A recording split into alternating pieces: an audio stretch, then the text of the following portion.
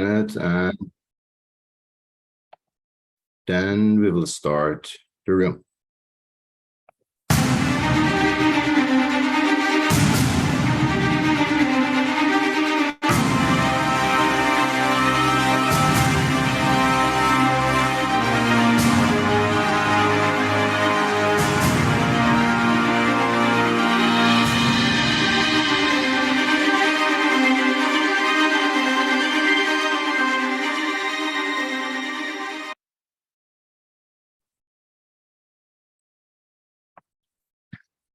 Okay, good morning and welcome on board. It's the second day of the 6th International Congress of Iranian Oral and Maxillofacial Pathologists. I'm Puriya Mutari, and I'm very happy to be here as the moderator of the room. We will have 3 wonderful lecturers today for their talks, famous names, and I hope that all of you enjoy from this meeting.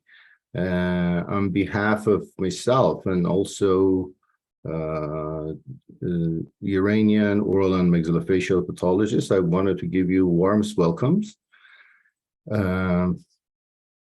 Also, I wanted to say thank you to Tehran University of Medical Sciences, also the Islamic Azad University and Iranian Oral and Maxillofacial Pathologists Association. In addition to that, I have to say thank you to our technical team, A Praise to Raise group.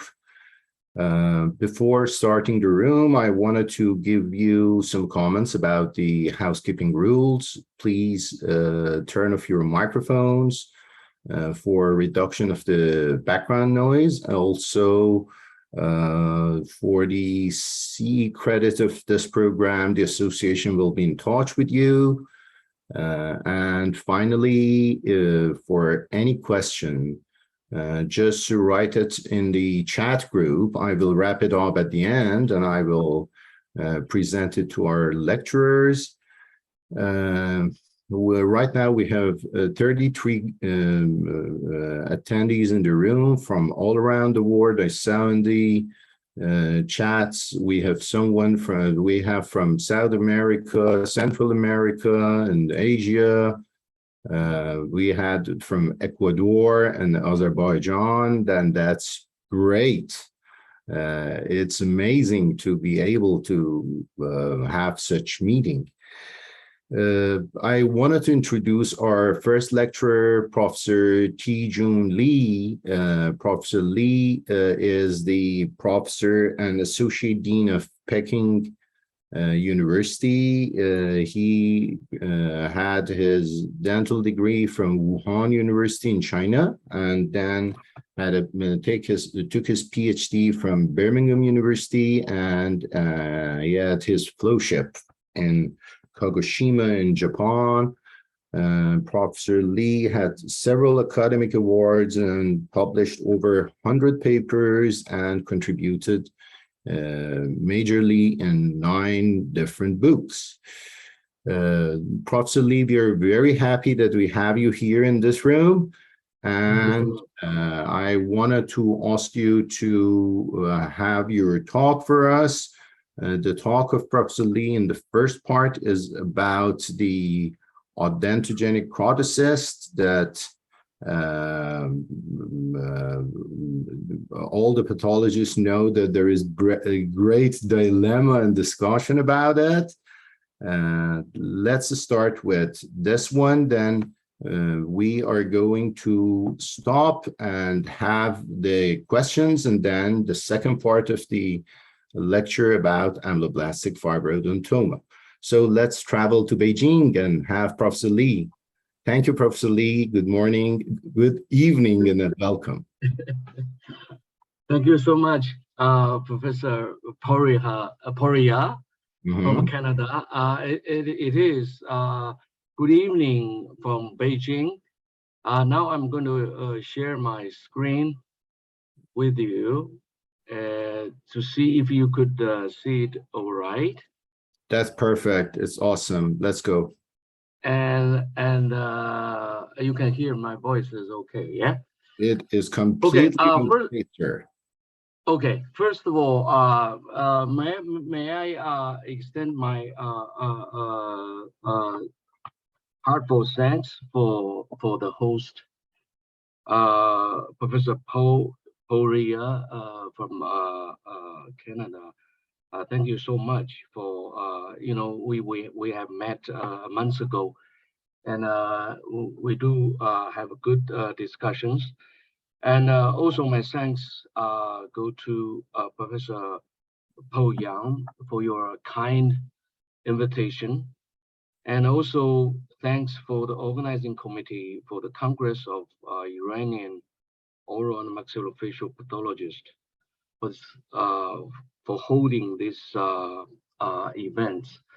I do watch two very dramatic videos before the meeting.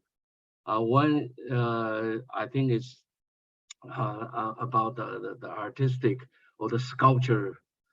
I'm not quite fully understand, but I can appreciate the artistic things in it. And then the introduction of your dental school. I still vividly remember that Professor Po Yan have been visited maybe a few years ago, and we had a very good discussion in Beijing together with your dean and your other colleagues. I do appreciate this opportunity to have this meeting online in connection with all the colleagues from around the world. So my first topic is I'm going to give two short talks because I found that it's better to make the audience understand rather than I talk a lot. So I will leave a little bit time of discussion and question and answers. So my first topic is basically about my long-standing research interest in odontogenic keratocyst. I'm going to talk about the role of patch1 gene and the hedgehog signaling in its pathogenesis. You know, the term odontogenic keratocyst has been first introduced by Philipson in 1956 to describe a group of lesions which has characteristic histology and a high recurrence rate following the surgery. You know that there has been a U-turn in the terminology in WHO classification, which in one way or another reflecting the uncertainty over the nature of this lesion. Unlike other odontogenic cysts, OKC is locally aggressive. It has a putative growth potential and a propensity for recurrence, and it often causes marked bone destruction of the jaws. We know that OKC is believed to arise from the derivatives of the dental lamina, but the fundamental molecular mechanisms underlying the initiation and the formation of OKC remains unclear or unsettled. Although the great majority of OKC occurred sporadically, but they may also occur in multiple numbers as a feature of the so-called nevoid basal cell carcinoma syndrome, or the Golem syndrome, which is a rare autosomal dominant disorder with a variety of clinical manifestations. The gene responsible for this syndrome has been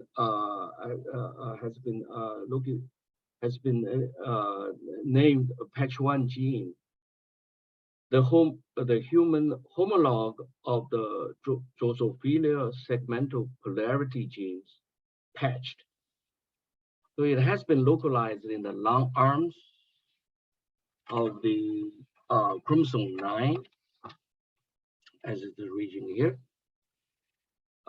It encodes 12 transmembrane dormant protein and serves as a receptor for the sonic hedgehog signaling.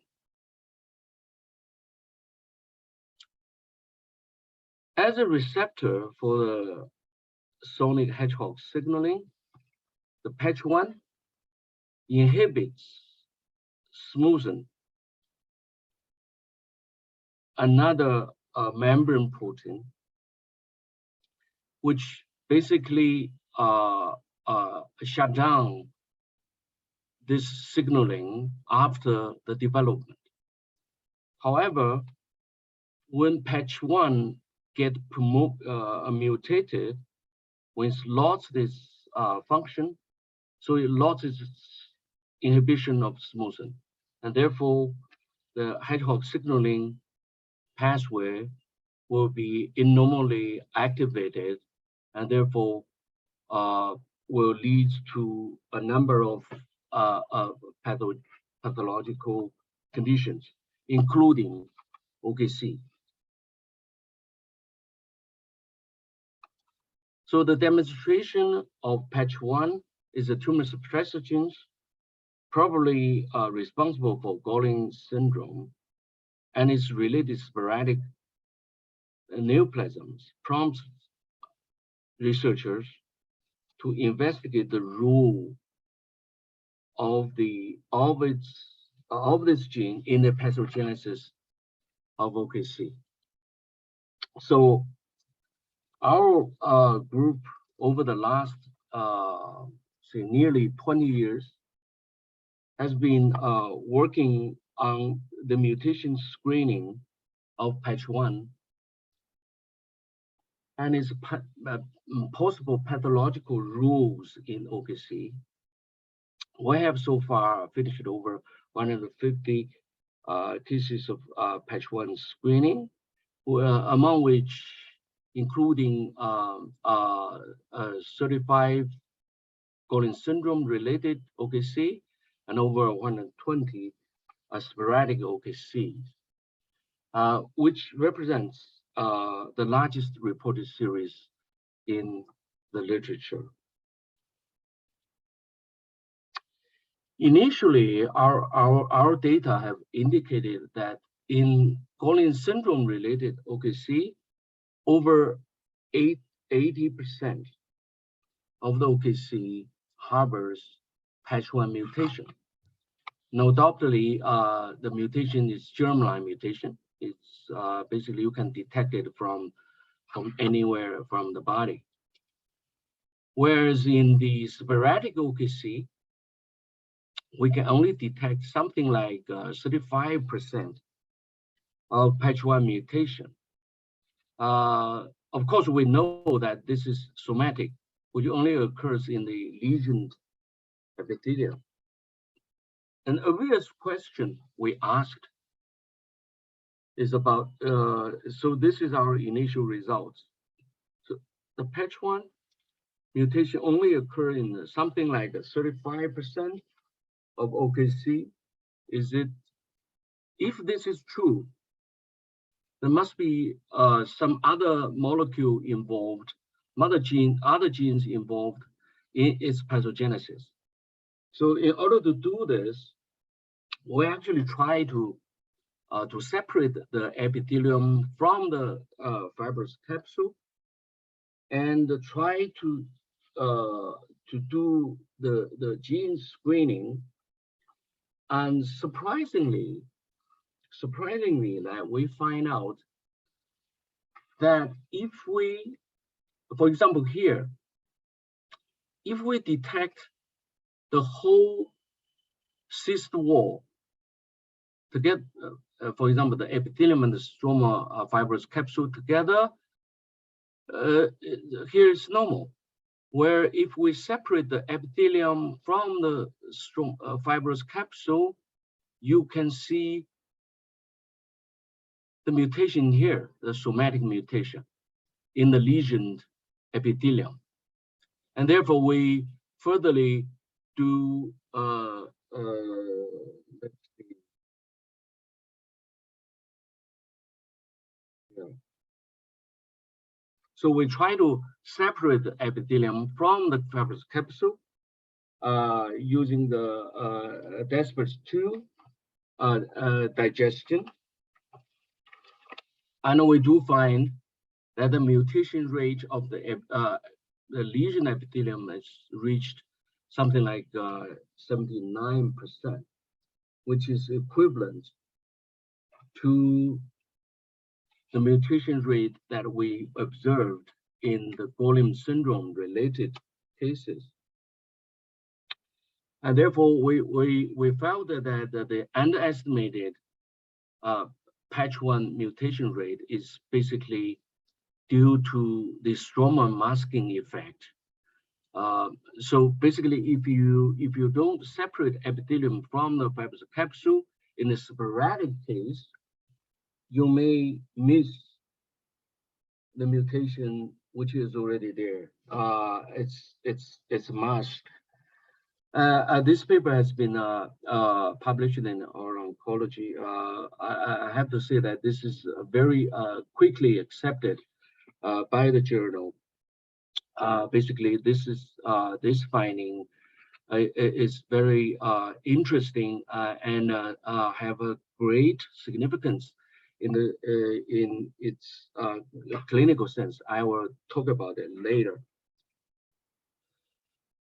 And through various, we have do a number of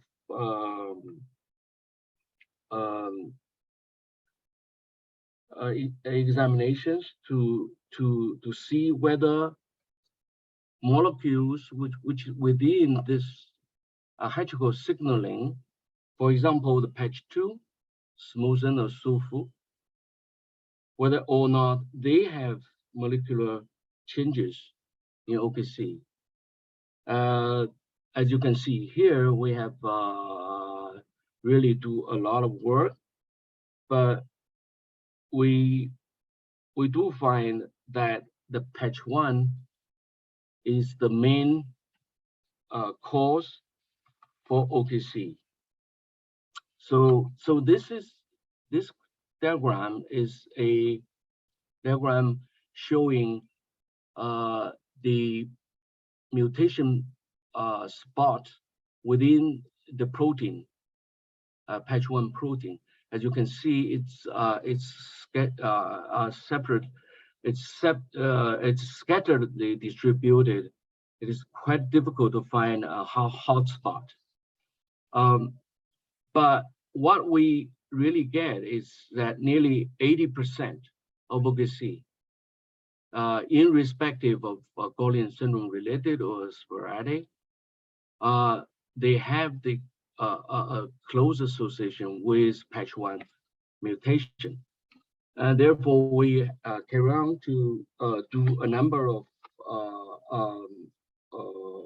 experiments to see whether this mutation could really have the impact on this signaling.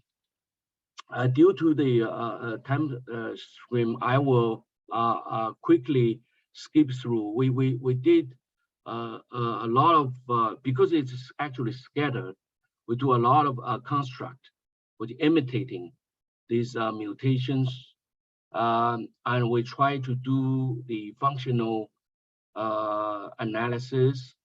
And our our results indicate that not only the classical Hedgehog signal pathway, that is from patch 1 to smoothen to clay 1, but also the so-called non-conical pathway, which is the mutations located in the inner circle of the intra-membrane domain, all contributed to the misregulation of the Hedgehog signaling, and therefore they are somewhat related to the pathogenesis of OKC. But still, we still have, even if the percentage is about 80%. Yeah, but we still think about whether or not there are other genes which maybe they will be detected for responsible for OPC. So using the same technology, we separate the linings and the capsules, and we do the whole exon sequencing. We do identify the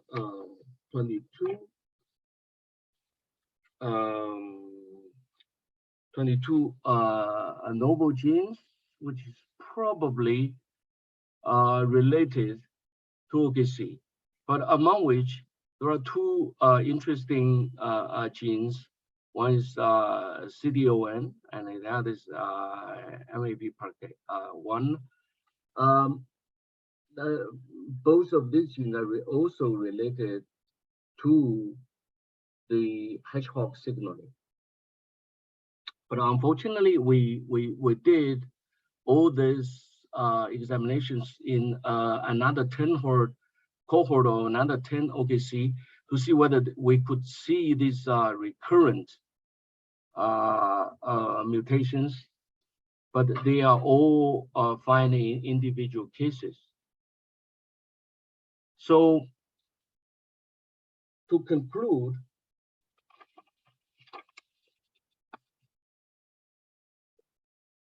the frequent patch 1 mutation and aberrant activation of Hedgehog signaling was associated with OKC's pathogenesis. And genetic alteration were rare. So this probably will raise a new treatment protocols for the future. We all know that small molecule inhibitors for smoothing nowadays has been available in the States or in many other countries. So it is possible that we probably would use this therapeutic agent for targeting this particular molecule. Instead of patch 1 to inhibit smoothing, we could use other inhibitors to reverse this misregulation of this sonic pathway.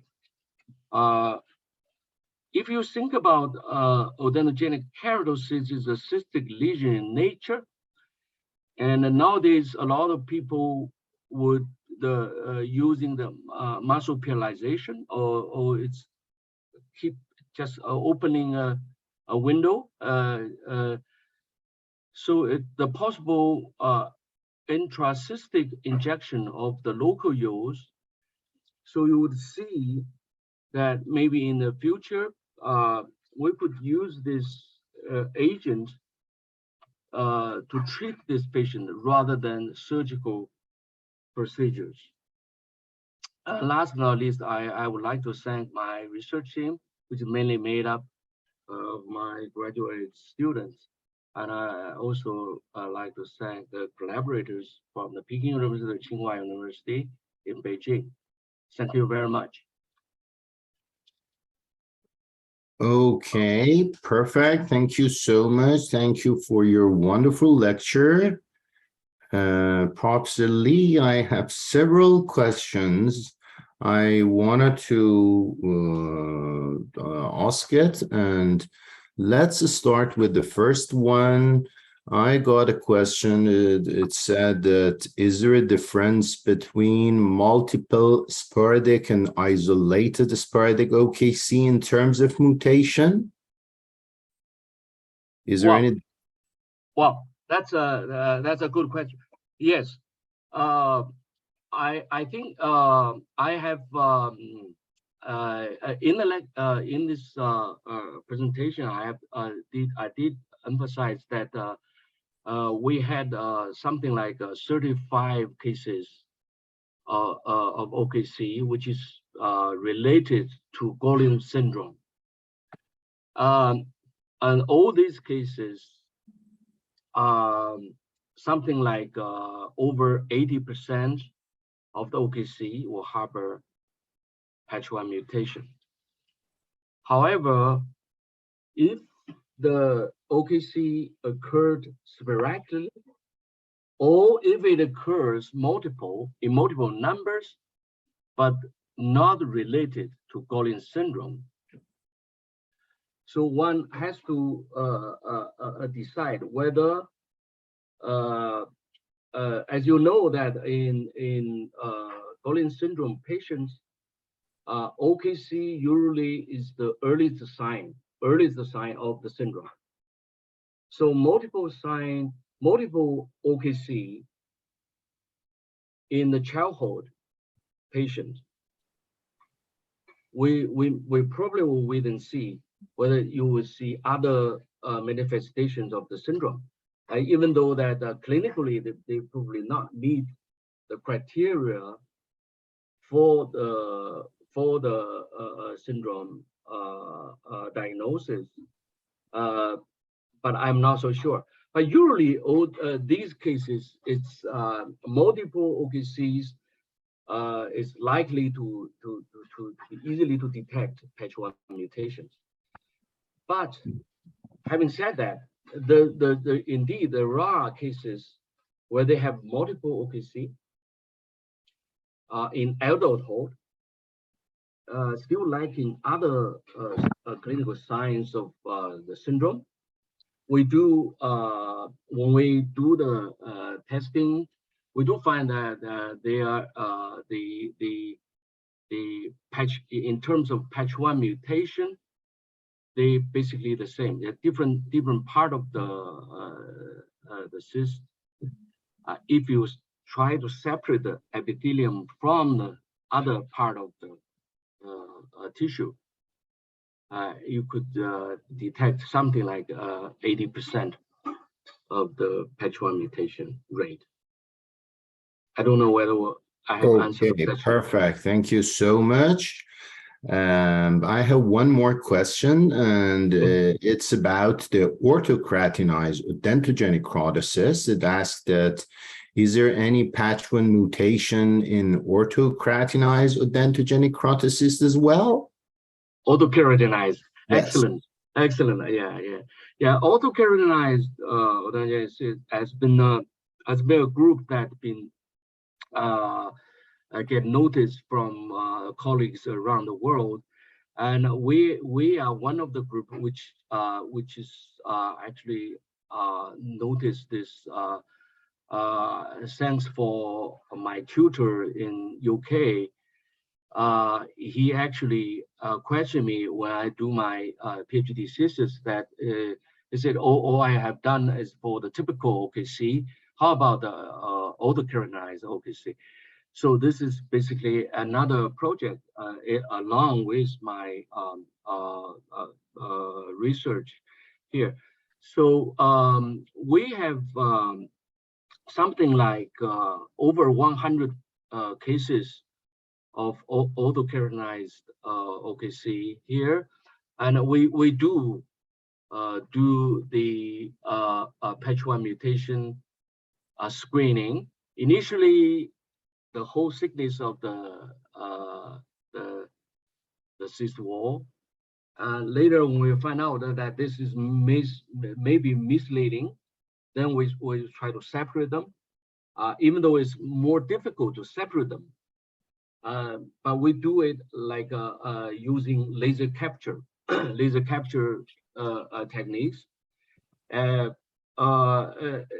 So far, we don't see any patch 1 mutations in autokeratinoid cysts, over 100 cases. But having said that, I have to discuss with all the colleagues here that we do see a lot of references which report that the patch 1 mutation may occur in, for example, in some dentigerous cysts, maybe in some other developmental cysts. But we do read all these references very carefully, and most of the, I can't say all of them, but most of the reported so-called patch 1 mutations in the non-OKC lesion, but it's odontogenic, yeah. Most of them, most of them are actually the SMP.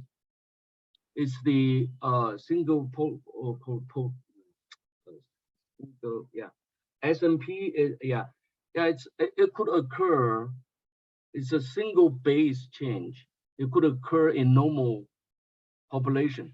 So you have to exclude the possibility of this by doing over 100 cases of normal controls. So I can't say all of them are SMPs, but most of them, we actually tried this. Okay, perfect. For the next one, I'm not sure that I take the message properly, but it asks about the material that's used for intracystic injection. I think it's something about the technical in the question is, what is the material which will be used in intracystic injection? Oh, actually, excellent. This is an excellent question. Because you know the small molecule inhibitor for Smolden, small molecule inhibitor for Hedgehog signaling, there has been a lot of testing. Some of them have been authorized in the US, maybe in Canada as well, because you know the Gorlin syndrome, the most important clinical manifestation is that the multiple basal cell carcinoma of the skin. So so for this reason, because of the skin cancer, the molecules like cyclopamine. Yeah, let me go back a little bit. Yeah, cyclopamine, GDC 0449. Maybe these are too old. There are a lot of small molecules, which is basically approved by the FDA to be used in clinical. What happens then if you read several references that when they treat the Gorlin syndrome patient, but their purpose is treat the basal cell carcinoma, but accidentally they find that the cyst within the Gorlin syndrome patient in their jaws shrinked. Not disappeared, but shrinked within a 2-year period. So this is really something very encouraging. But unfortunately, here in China, we could not use these molecules in clinics. As you know, that we don't have very good animal models for OKC. Because it rarely occurs in animals. So we did some in vitro work on the in terms of in vitro cell lines. So we do find that the small molecules could inhibit or reverse the, because of the the OKC epithelial cell culture is also very difficult. We could not actually successfully develop. So what we do is we use the CRISPR-9 so the gene editing to add the mutation that we detected from the patient to the cells, and then we try to induce it into epithelial and try to use it as an in vitro model. But I didn't introduce this part of work in my lecture, but it do shows the positive results. So, make it brief. As I understood, you said that as there is no animal model for this, as there is no animal study for this, we cannot use it in human being, but in the in vitro studies, it showed that it's effective. True? Yes. But I think maybe in States or in Canada you can use it. Okay, thank you so much. The medicine is being available in the market. Okay. Yeah. Okay. Let's continue with the questions. And if you let me, I will continue with at least 2 more questions. I wanted to continue for 5 minutes to have the second part of the lecture. The next one is about your own job, your own research. It asked that, did you include the solid variant of OKC in your cases? No, that's another good question. Yeah. The solid variant, we do some research on this. As you probably know, that there are some overlapping features with what was so-called the keratinized ameloblastoma with this so-called solid type of OKC. We within our files, we only sort of retrieved something like around 10 cases. We get this published actually maybe 2 years ago or 1 year ago.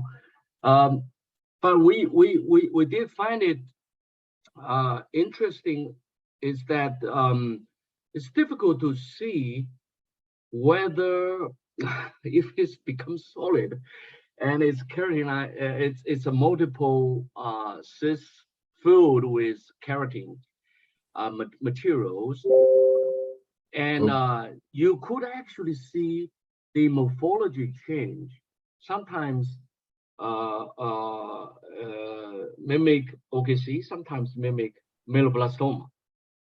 Okay. But what interesting is that we are using molecular technology. As you know that also in our group, we do the BRAF, the BRAF mutation. In ameloblastoma, it's almost over 90% of ameloblastoma will harbor the hotspot mutation in BRAF. Okay. But ameloblastoma has no mutation in patch 1. However, in our group, we do find that the solid, what we call the solid type of OKC, they harbor patch 1 mutation rather than BRAF, and therefore we felt that this is somewhat a subtype of OKC rather than keratinized ameloblastoma. Okay. Let me ask you one more question, and there is another one that I think we can have it at the end. What about the mutation in peripheral OKC? Are you encountered such cases? It means that it is somehow similar to the solid one. It asks about the peripheral OKC. Did you have peripheral Peripheral OKC? OKC. Oh, excellent question. Okay, the peripheral ones occurs in a soft tissue that we do have the some cases, but the occurrence of it's pretty low, and some of them you know, when we do the patch 1 mutation, the screening, you know, the difficulty is that you have to use the fresh tissue. So you know, if you have a gene which has a hotspot mutation, sometimes it's possible to use paraffin. Use paraffin section because the you know, the DNA has been degraded after the paraffin fixation, but usually if you got a hotspot, it's easy to detect.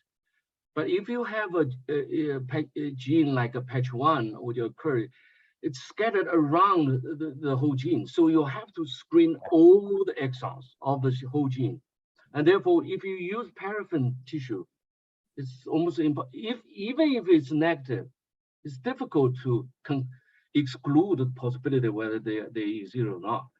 But sometimes, you know, the difficulty for us is that we don't have that much fresh tissue peripheral OKCs.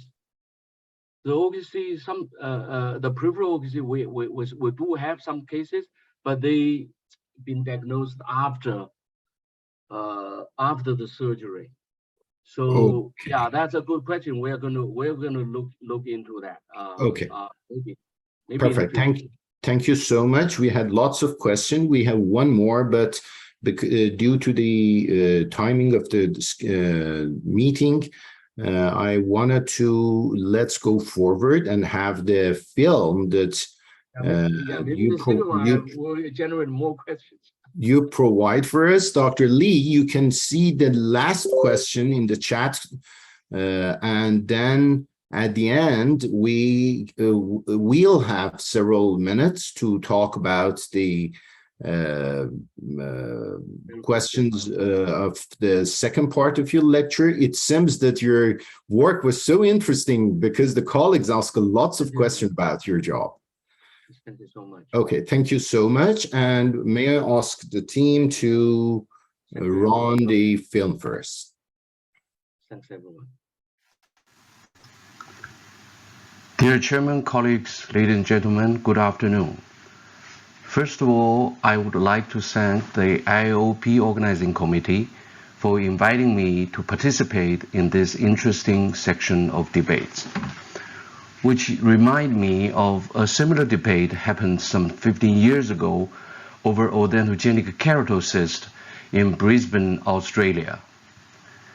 My special thanks also goes to John, Merva, and Marilena for their inspiring exchange through the internet over the last period of time, which gave me the pleasure to join this panel discussion. So today, the topic is about Ameloblastic Fibro-Odontoma. Is it a developing odontoma or a neoplasm? When we talk about this issue, one has to go back to ameloblastic fibroma and its related lesions altogether, which include AF, AFD, AFO, and odontoma. There have been long confusions and discussions over their biological behavior from true neoplasm to hematomas, as people question whether they are separate entities or they may be regarded as different stages of the same entity, complex odontoma.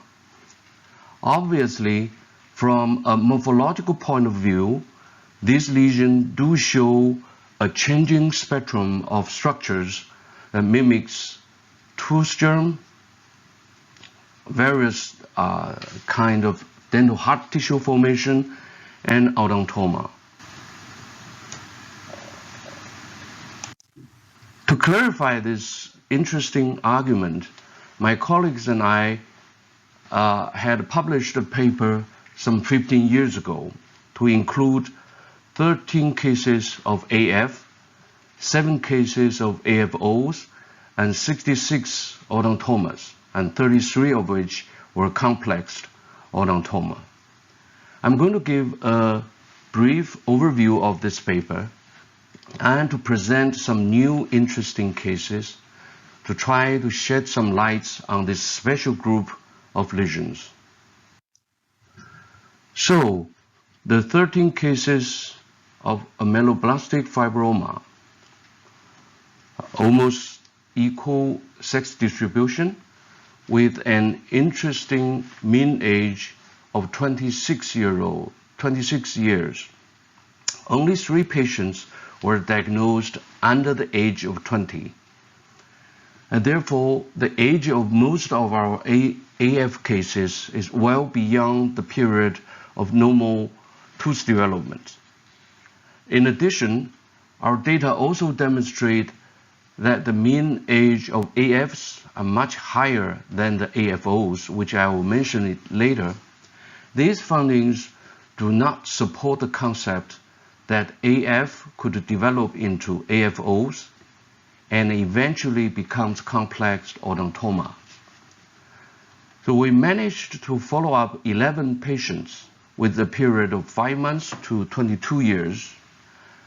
There were 4 recurrences, and 2 of which showed malignant transformation. Here is an 18-year-old female patient with a multilocular radiolucencies in her left mandibles. The tumor is pretty destructive and was treated by segmental resection. As you can see, the tumor grows between the trabecular spaces. Under the hyper view, it shows the typical ameloblastic features of epithelial islands and strands in dental papillae-like cell-rich and myxoid background. I believe this is a true neoplasm.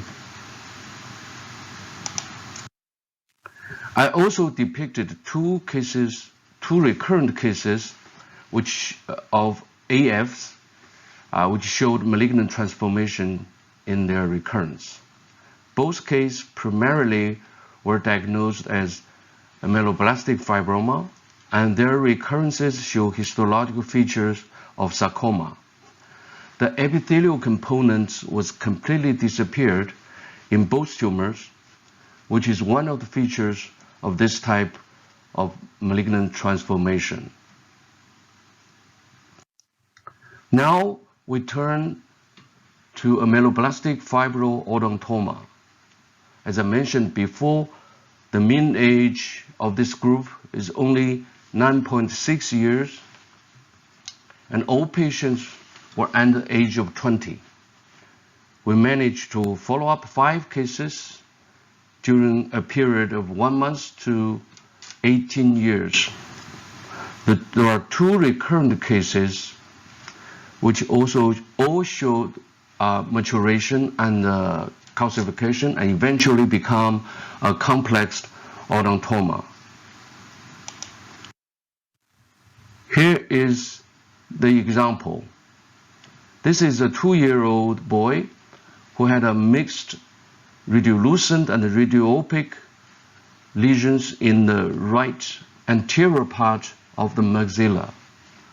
The lesion was initially enucleated and diagnosed as AFOs. As you can see, areas of AFs and some dental hard tissue formation. 1.5 years later, a recurrent lesion was noted at the same site. To avoid the damage of the adjacent developing tooth germs, the patient was not treated but regularly followed up until 7 years later. A more calcified lesion was then removed and was confirmed as a complex odontoma. I think this is a good example to demonstrate that AFs could be a developing odontoma. However, we also encountered such cases in clinic which raises doubt on a general statement that all AFOs are eventually going to become odontomas. As this 13-year-old girl who had a large multilocular radiolucent lesion on the right mandible crossing the midline. Histology showed dental hard tissue formation in the background of an AF. Under lower magnification, you can see the dental hard tissue formation foci were scattered in nature, and areas of AFs are the predominant components. Another patient was much older, which is a 41-year-old male who showed a pretty destructive mandibular lesion, which was also treated by segmental resection. Again, histology showed dental hard tissue formation and typical areas of AF. Here we could see the red stain area of the so-called osteoid or osteoidodentine. It is very hard to convince people that this lesion is going to continue to mature into an odontoma. So what can we do to better understand this group of lesions? Here are a few helpful messages.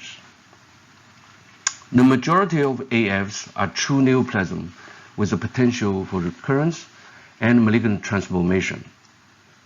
Some AFs are hamartomous in nature, representing a developing complex odontoma. The most important consideration in both lesions are the age of patients and size of the lesion. And in AFOs, one should histologically examine the areas of AFs in the lesion because their predominance may imply a neoplasm. As to answer the initial question, whether AFOs is a developing odontoma or a neoplasm, I'm afraid we could not have a clear-cut answer yet. AFO can be a developing odontoma, or in some cases can be a neoplasm. Currently, in my lab, the so-called copy number variation analysis of the genome using laser-captured microdissection and next-generation sequencing was applied for both AFs and AFOs. As you can see, the epithelial components of both lesions have showed normal copy number profiles, diploides, which is a line here. However, surprisingly, the mesenchymal components of both lesions show varying degrees of aneuploidies, as you can see here. The lines will show gain or losses, as the losses here, as you can see, which lead us to believe that there may be differences in molecular level to distinguish these lesions. The studies into the odontoma are ongoing. We hope that we could have some interesting findings to share with everybody in the near future. I think I have to end here and leave more time for discussion. Thank you very much for your attention. Okay. Dear Perfect. Chairman, colleagues. Perfect. We we have several minutes remained. I have two questions. One of them is about your case, the film that's showed at the end. It's about the diagnosis of the case. One of the colleagues asked that was it not a primordial odontogenic tumor rather than odontogenic fibro-odontoma? It means that she asked about the diagnosis of the case. It had been diagnosed as ameloblastic fibro-odontoma, but our colleague asked that, don't you believe that it could be primordial odontogenic tumor? Primordial. Odontogenic primordial. Oh, yeah. Yeah. Yeah, we don't yeah, that's a good question.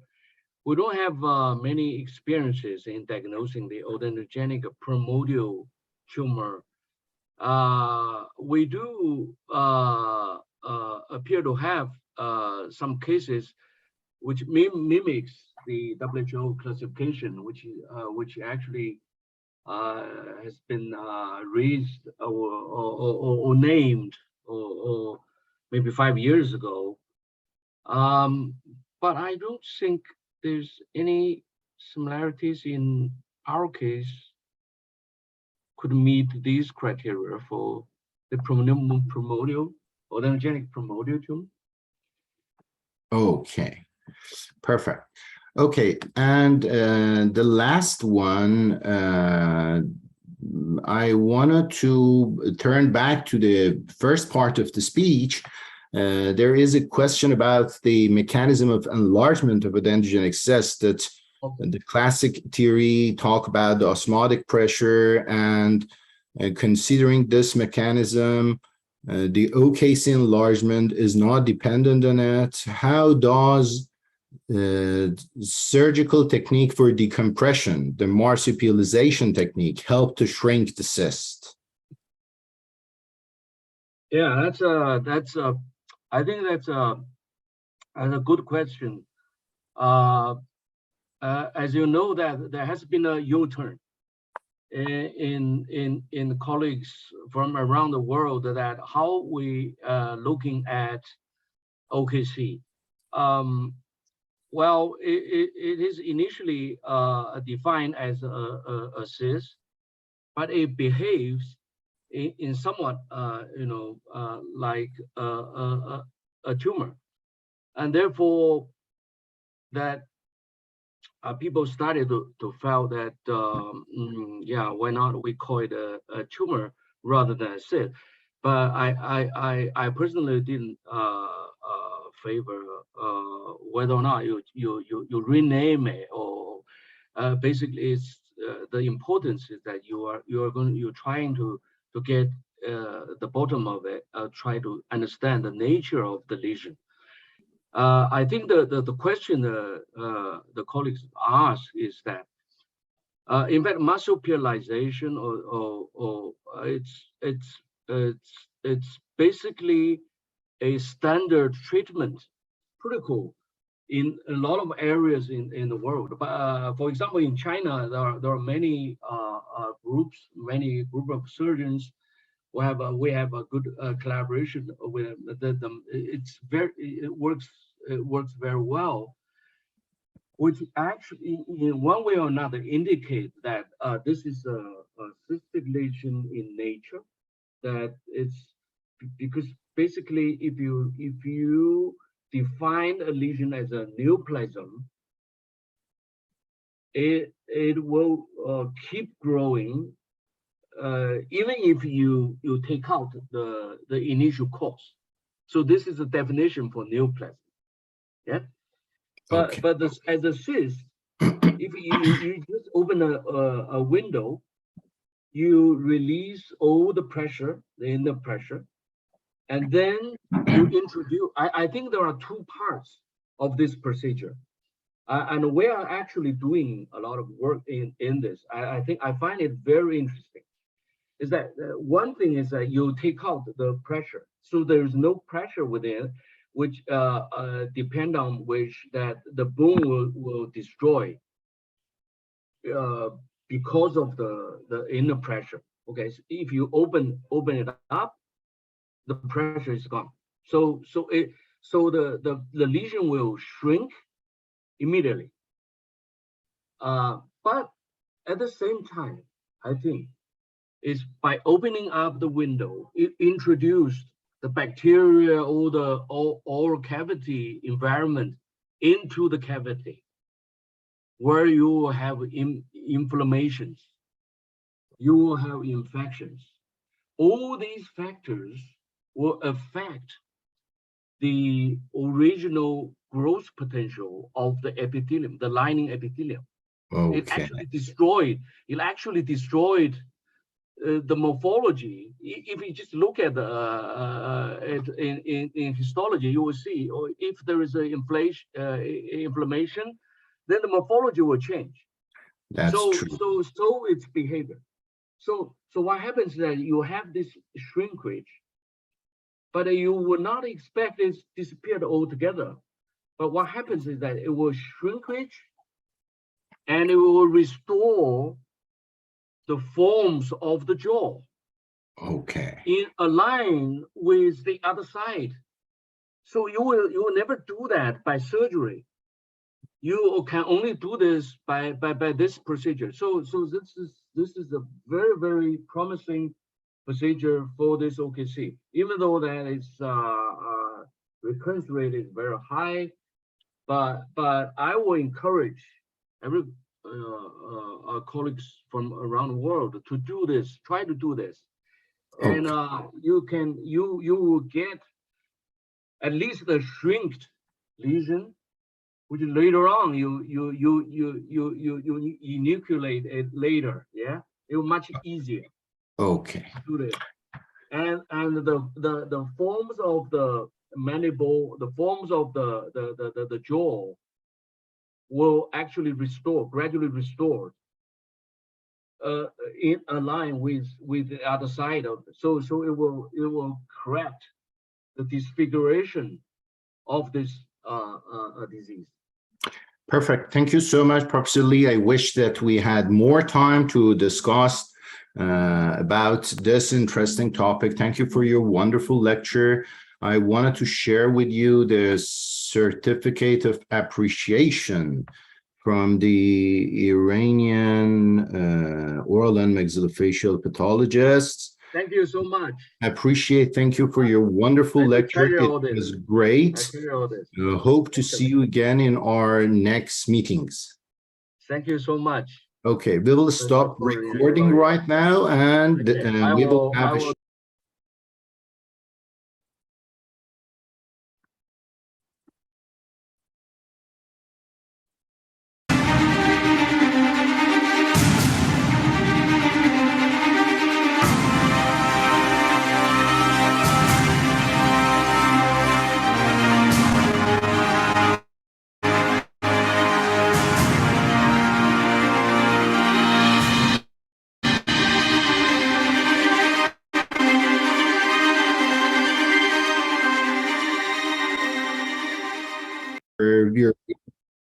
we're going to have Dr. Shukufeh Shahrabi Farahani.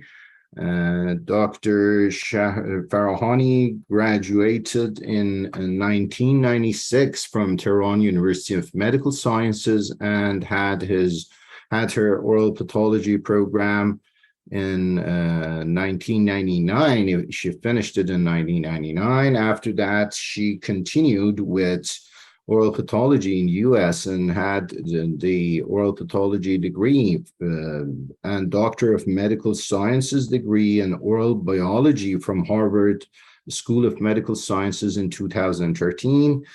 Dr. Farahani is Associate Professor and Director of Oral and Maxillofacial Pathology in Tennessee University, in the University of Tennessee, actually. And we are very happy to have her here.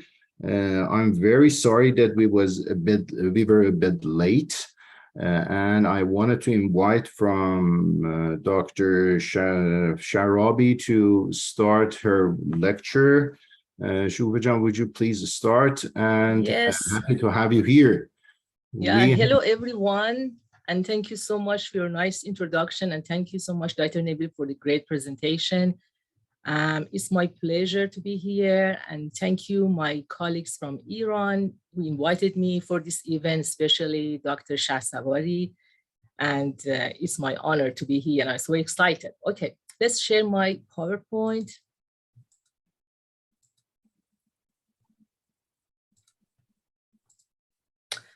Excellent, we have it. Okay, so this is actually the presentation I'm going to do for this event, and lichenoid changes in oral mucosa, a case-based discussion. And let's first have some questions about this topic. So what is the significance of this topic? So, or is diagnosis of oral lichen planus challenging? And so those lichenoid lesions which mimic lichen planus, so what would be those possibilities? And if we consider lichen planus as an entity and with all some other mimics, so what would be the key features of oral lichen planus? So these are the questions that we need to ask first, and I'm going to cover those questions, and those questions will be addressed in my presentation through some selected cases. And all those cases actually have been selected from our biopsy series, and those are just routine cases which were submitted for diagnostic purpose. And first of all, I would like to just have a quick review on key features of oral lichen planus based on the clinical presentation and the main key features in the histology.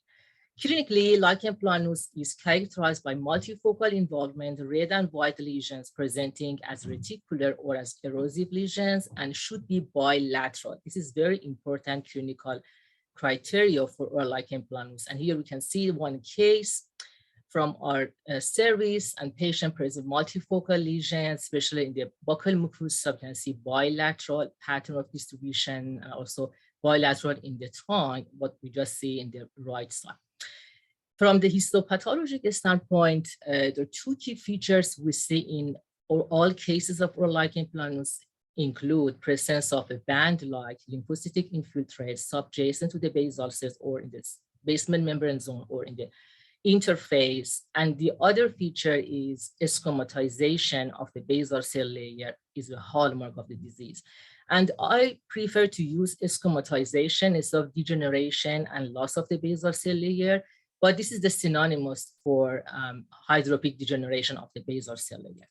And here we have the features, the histologic features for lichen planus, and you can see a very band-like lymphocytic infiltrate at the interface. And you can appreciate the thickening of the basement membrane zone here. And this is a higher power view of a case of lichen planus, and we can appreciate a squamatization of the basal cell layer. So there's a loss of basal cell layer. So we see just a squamatization because those are similar to squamous, not basal cells. And also we can see just a thick fibrin deposition or thickening material at the basement membrane zone. And also apoptotic bodies are seen in this case. And in this histology, again, we can appreciate squamatization of the basal cell layer with very thickened basement membrane zone and also exocytosis, as you see within the epithelium. Okay, let's move on to the cases and start from case number 1. Case number 1, patient is a 63-year-old female patient presented with generalized multiple ulcerations, irregular and red patches, entire oral cavity. The lesions have 3 months duration, and two separate biopsies were submitted to our lab. One was in formalin, the other was initial solution for direct immunofluorescence studies. Medical history is significant for high blood pressure and anxiety, and clinical impression was for the case made by the clinician was erosive lichen planus. And here we have in specimen A, which was fixed in formalin, just routine H&E section. And even at this power, at the low power view of magnification, we can appreciate the dense lymphocytic bands, which is lichenoid, and this is ulceration here, the focally ulcerated here. So based on the low power, So we can, okay, so this is lichen planus. And this is the higher power. You can appreciate the ulceration here and lymphocytic band. There is subepithelial separation, which could be artifactual. But the lymphocytic band is very prominent, and we can appreciate some sawtooth ridges maybe. And this actually, based on this histology, the diagnosis is ulcerated lichenoid mucositis. And this is actually frozen section, specimen B. And the frozen section, we don't see all the architecture and the details that we see in formalin fixed section, but even at this power, we can appreciate the epithelium or maybe atrophic or erosive or ulceration, and we can appreciate the subepithelial lymphocytic band here. And again, diagnosis would be ulcerated lichenoid mucositis. So how do we summarize the cases? So this is just diagnosis, and this is the immunofluorescence finding. In direct immunofluorescence finding, we can see shaggy fibrinogen deposition at the basement membrane zone, and no reactivity for IgG, IgM, IgA, and C3 was noted. And so we don't have any clinical presentation, but we know it's multifocal, and we know the HNE section, frozen section, and direct immunofluorescence, but still the diagnosis lichenoid mucositis. But final diagnosis can make it based on the comment we add after diagnosis. So we say in the proper clinical setting, these histopathologic features in combination with the direct immunofluorescent finding would be consistent with the diagnosis of lichen planus. Case number 2. Patient is 58-year-old female, and patient presented with red and white lesions of unknown duration, right and left buccal mucosa gingiva, and biopsies were taken from both sides, but they were submitted in one container, and clinical impression again is lichen planus. And here what we have just in one biopsy we received, just in H&E, and this is a low power view, and you can see just epithelial strip of epithelium, maybe it's a kind of subepithelial separation here, and we can appreciate lichenoid mucositis and patchy inflammatory infiltrate in the superficial portion of the lamina propria. And even at this power, you can appreciate some pigmentation, melanin pigmentation here, which can be explained due to post-inflammatory hypermelanosis. Again, diagnosis for this section is just focal lichenoid mucositis. And so how do we summarize the case? So diagnosis focal lichenoid mucositis and subepithelial separation, see comment. And in the comment we say in the proper clinical setting, these histopathologic features would be consistent with the diagnosis of lichen planus. And after we signed the case, clinician, the surgeon actually, he sent me the clinical picture for this. And this is very nice clinical pictures from Dr. Suringen. He's amazing oral surgeon, and he always takes good clinical picture. And you can see the bilateral distribution of the lesion, just focal spot, reticular pattern, maybe some with erosive looking, but completely symmetric and bilateral, and in this proper clinical setting, so we can consider diagnosis for lichen planus for this case. Case number 3, patient is 26-year-old male, and patient presented with erythematous with white patches, right and left buccal mucosa of unknown duration. But biopsy was taken from left buccal mucosa, and again, clinical impression was lichenoid reaction, lichen planus. This is what we have in the low power. So these are sections of the biopsy, and even at this power, we can appreciate the dense lymphocytic band at the interface. Okay, this is lichen planus. And also, we can appreciate some deep aggregates of lymphocytes and inflammatory cells deeply in the tissue. Let's go to higher power. Again, we have lymphocytic band and interface, lichenoid reaction, lichenoid pattern of inflammation. And also, we have some perivascular or paravascular inflammation, and some I can see some neural bundles and those with perineural inflammation. So diagnosis again is lichenoid mucositis with perivascular and paravascular inflammation. This is the diagnosis. And here's the higher power view of magnification, just to show you the lichenoid pattern of inflammation, degeneration or schematization of the basal cell layer, and pretty non-specific findings. as we see in this case. So how do we sign the case? So if you go back to perivascular and paravascular deeply, pattern of inflammation, that features actually suggest another possibility, and also it still lichen planus could be a possibility and cannot exclude diagnosis of lichen planus. But due to paravascular, perivascular inflammation, two more suggestions can be made.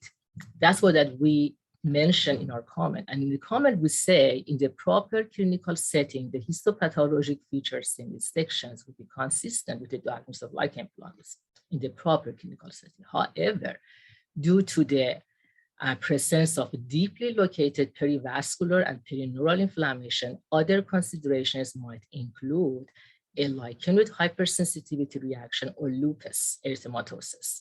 Especially, we have a lot of cases for lichenoid hypersensitivity reaction with, with that feature of perivascular and paravascular inflammation deep in the tissue. And then we say clinical correlation is recommended.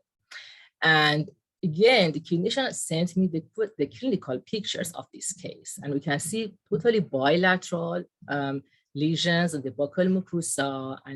And I tried to, when I saw the case, and I said, oh, maybe this is lupus, because we can see very, like erosive and erythematous areas, border with the peripheral radiating reticular pattern. This is very good features that we can see the lupus, but patient is male, young male, and so other investigations would be needed to confirm. But based on the clinical presentation, again, lichen planus cannot be excluded, but lupus would be another possibility, and sometimes maybe just a lichen with hypersensitivity reaction would be another possibility due to the deeply located perivascular inflammation. Case number 4. This patient is 66-year-old male, and patient presented with generalized red gingiva, and patients actually underwent biopsies. 2 separated biopsies were submitted, one in formalin solution for routine studies, and the other initial solution for direct immunofluorescence studies. And both biopsies were taken from gingiva number 12 and number 13. And clinical impression was made by clinician was mucous membrane pemphigoid or lichen planus. And here we have in specimen A, which is frozen, which is routinely fixed in formalin. And we can appreciate the very atrophic epithelium, hyperkeratotic epithelium in some areas, and patchy inflammation more localized in the superficial portion of the lamina propria. Still, we can call it this lichenoid pattern of inflammation. And this is higher polymorphic magnification. We can appreciate this squamatization of the basal cell layer and colloid bodies, as you see, and dense inflammatory cells, but patchy. And also I can appreciate some eos here. So the occasional eosinophils were also seen in this case. And in the deep areas, I noticed a lot of mast cells, as you see, and those are mast cells. And so all of those are mast cells. So we have actually lichenoid inflammation, some eos, occasional eos, and abundant mast cells deeply in the tissue. One were here. Again, in the deeper areas, I noticed some foreign material, and foreign material usually is seen as very dense and non-refractile particulate material, very dense and deeply in the tissue, especially in the gingival tissue, and maybe non-specific, but maybe sometimes may cause some pathologic changes in the tissue. Okay, how do we sonate this case? We sonate the case as lichenoid mucositis and particulate foreign material. And again, in the comment say the histopathologic features seen in the sections in combination with the immunofluorescence studies. And immunofluorescence studies were positive for fibrinogen and negative for all the other IgG, IgA, IgM, and C3. So in combination with the immunofluorescence and this histology, would be consistent with a diagnosis of lichen planus, especially because the patient is multifocal and generalized lesion. However, consideration for a lichenoid foreign body gingivitis would be included. And because the biopsy was from gingiva, and as we know, inserted foreign material in the gingiva can induce lichenoid pattern of inflammation, and we call it lichenoid foreign body gingivitis. So that's why that, this cannot be excluded for this case. And still lichen planus can be another possibility, but we don't mention in diagnosis. Case number 5. Patient is 28-year-old female, and patient medical history is significant for type 1 diabetes, and patient is on insulin for 26 years. And 2 biopsies were submitted, one from left maxillary vestibule, and actually one was submitted in formalin and the other was initial solution, but both were from same site. And clinical impression was the squamative gingivitis. This is interesting case because when we received the biopsy, clinician actually sent us a very good clinical picture. And the gingivitis, as he described, as is the descriptive clinical term and not indicating a particular diagnosis, makes sense for such clinical presentation, but based on the clinical presentation, which is descending gingivitis, maybe differential diagnosis include mucous membrane pemphigoid, erosive lichen planus, pemphigus vulgaris, and all are possible with such presentation. Okay, let's see the slides. This is the specimen A, which was fixed in formalin, and you can see denuded oral mucosa, but we can appreciate the lichenoid pattern of inflammation in the superficial portion of the lamina propria. So diagnosis just denuded oral mucosa with chronic inflammation or lichenoid inflammation.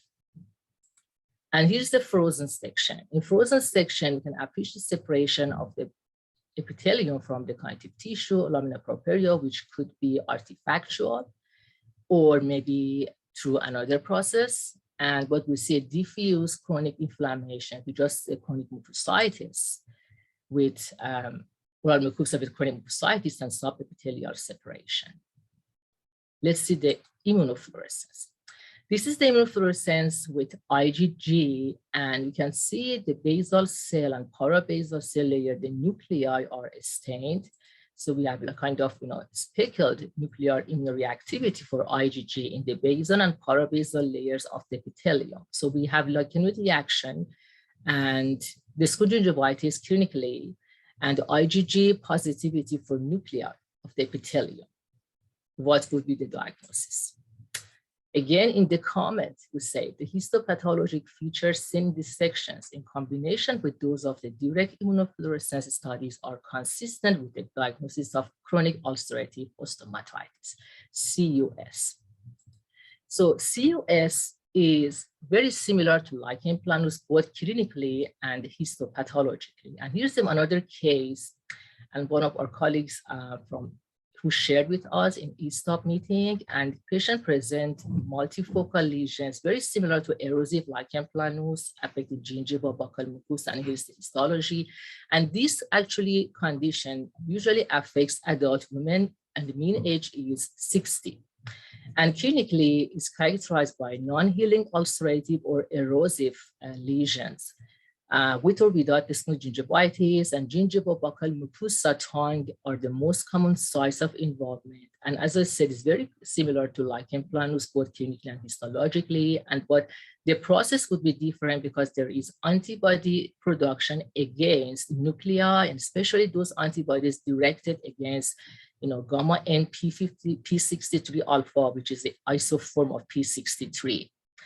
And so that's what we see, a speckled pattern of IgG immunoreactivity in the nuclei of the basal and parabasal cell layer. And some patients with CUS have no good response to steroid therapy and corticosteroid therapy. And in a case of lichen planus, with a patient who is resistant to topical corticosteroid or even systemic corticosteroid, chronic ulcerative osteomatitis would be another possibility.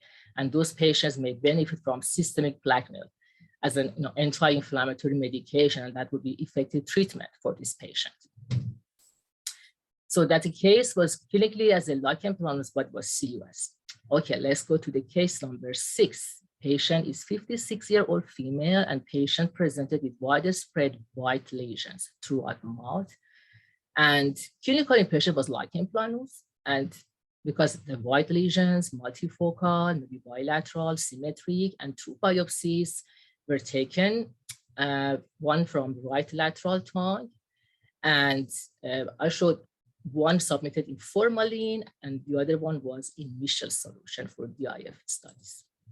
And this is the specimen A, and this actually, we don't see any lichenoid pattern of inflammation. We just see epithelium, maybe parakeratotic or keratotic at this level of magnification. Let's go to higher power. So at this higher power, we can see there is maybe just a little inflammation here, but not significant to call it lichenoid. But the epithelium doesn't look like good to me because we can see such broad and like a bulbous-like looking retiridges, hyperchromatism in the basal and parabasal cell layer, and actually that would be a little concerning. So that's what at least is mild dysplasia or focal mild dysplasia. And this is actually higher power. Again, you can appreciate, there is no inflammation, but the epithelium is, in general, there is a broadening of the retiridges and hyperchromatism, hypercellularity. So that's why I would call it focal mild epithelial dysplasia for this one. This is the frozen section. Frozen section, we can appreciate some inflammation, just diffuse inflammation, maybe focal lichenoid inflammation. But even at this cover, I am not happy with those architecture I see within the epithelium, like a bulbous and teardrop-shaped retiridges. It's not good, and at least I can say there's a mild epithelial dysplasia for this frozen section. This is the diagnosis for specimen B. And direct immunofluorescence studies show focal non-specific positivity for fibrinogen at the basement membrane. IgG, IgM, IgA, and C3 all were negative. So how do we sign it? How do we call this case? So in the comment, we say this histopathologic and direct immunofluorescent findings are not supportive of an immune-mediated condition and are most consistent with a pre-neoplastic process. Clinical correlation and additional biopsy may be warranted. And 4 months later, we received additional biopsies from the same patient. 3 specimens, specimen A from left buccal mucosa, specimen B from lateral hard palate, number 13 and 14 area, and specimen C from left ventral lateral tongue. And here's a specimen B. I just scanned specimen B and A for you. And here's a specimen B from lateral hard palate. At this power, we can appreciate some lichenoid inflammation, a marked and significant hyperorthokeratosis. And here there's no inflammation, but you can appreciate lichenoid pattern of inflammation. So we have very significant hyperorthokeratosis and squamatization of the basal cell layer due to inflammation at the interface. Is it lichen planus? And this is the other portion which there is no inflammation. And when I see such thick orthokeratosis without any inflammation, especially in the palate or the gingiva, I am always concerned for such histology. And because to me, it's like kind of abnormal pattern of maturation within the epithelium, while there is no overt epithelial dysplasia or dysplastic, evidence in the epithelium, but I'm not happy with this. So I just atypical hyperorthokeratosis and at least focal mild dysplasia and also chronic mucositis for this lesion. So, and this is the specimen C. And specimen C, again, we have a kind of like a lichenoid inflammation at the interface, superficial portion, and there is hyperparakeratosis. And again, I am concerned with this architecture. And I call it focal mild epithelial dysplasia, parakeratosis, and mild chronic mucositis. And we made a comment as final diagnosis. So given the multifocality, the microscopic features seen in these sections, notably those of the A and B specimens, suggest that developing proliferative varicose leukoplakia, PVL. Continued follow-up would be indicated. And after we made this comment, we received some clinical pictures from Dr. Wood, from the clinician. So here what we have in the clinical presentation. So maybe everything is started, maybe just something like a, starting beginning of some changes in the gingiva. And here's the palate, which actually they did biopsy. And you can see just a very, just pale white plaque, maybe with some sharply demarcated border. And this is buccal mucosa, bilateral. So very similar to lichen planus. And so that makes sense that the clinician just make lichen planus, and because developing PVL may mimic lichen planus. And even it can show lichenoid pattern like reticular or lacy, like striation clinically. And for this stage of, or early stage of PVL, which can be mixed red and white lesion, sharply demarcated, and all our pre-neoplastic lesion, maybe if we use the clinical term of proliferative erythroleukoplakia would be more appropriate compared to proliferative varicose leukoplakia, because PVL is a term which is used when the disease is established and the final stage. But when Dr. Wu actually, she loves to use this term for this stage of PVL, and I totally agree with her. This is just proliferative erythroplakia. And some more clinical pictures from the same patient. You can see even this is erosive, but you can see like a sharply demarcated, not a striation I expect to see. And this is lateral tongue, and those spots are worrisome and could be just starting of neoplasia. And so that's the case of proliferative varicose leukoplakia, but initial stage may mimic lichen planus, erosive lichen planus. And this is another example of a very well-established proliferative varicose leukoplakia, which is clinically obvious that this is the process, pre-malignant process, or this is not a good process. And this, the patient is 67-year-old male, and patient has history of smoking of unknown duration, although based on the textbook, we know that proliferative varicose leukoplakia usually seen in females, and there's no history of smoking, but everything is possible, and patient present multifocal lesions, very sharply demarcated white blood, and always concerned about the sharply demarcation, and usually see that like a fissuring appearance because of the varicose and very thick white blood. The gingiva, is one of the constant lesions for involvement in this process.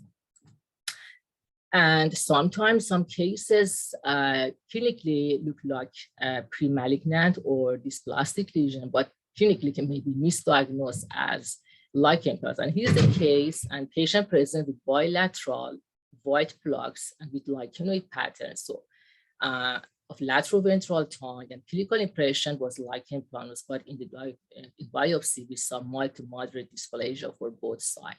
And I actually shared these images a couple of years ago in one of the social media group as a scientific group in oral medicine or pathology. And most of the colleagues actually diagnosed as lichen planus clinically.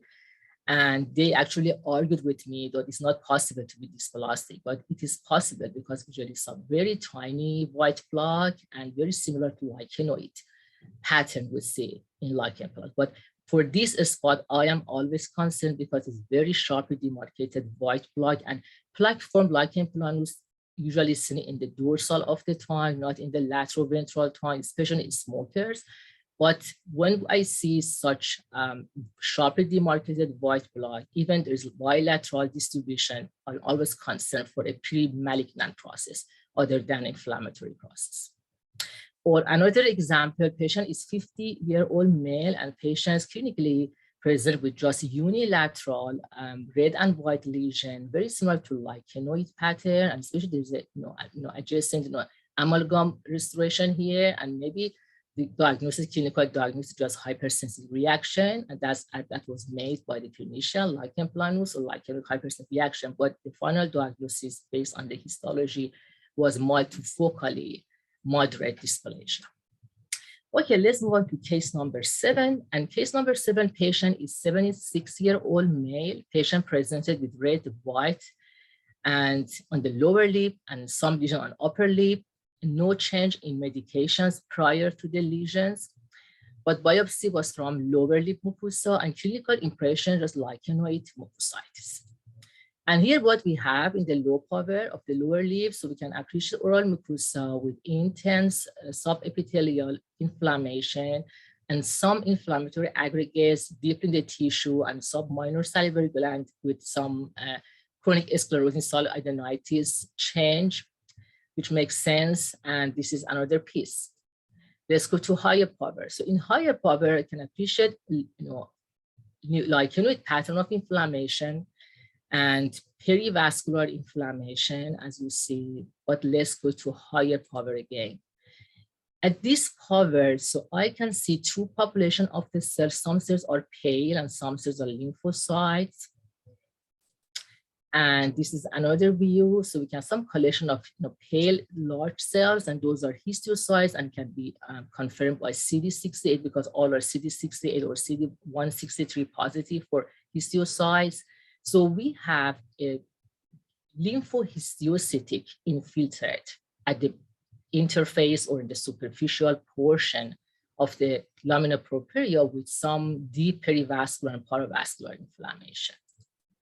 And this is higher power view. You can appreciate those histiocytes. And when I see those histiocytes based on the guideline, we need to run GMS stain and acid-fast stain just to rule out infection like a TB or deep fungal infection, and both were negative for this case. But I cannot ignore those histiocytes if I want to make diagnosis. And even at this level, I can see some eos here, occasional eosinophils in the infiltrate.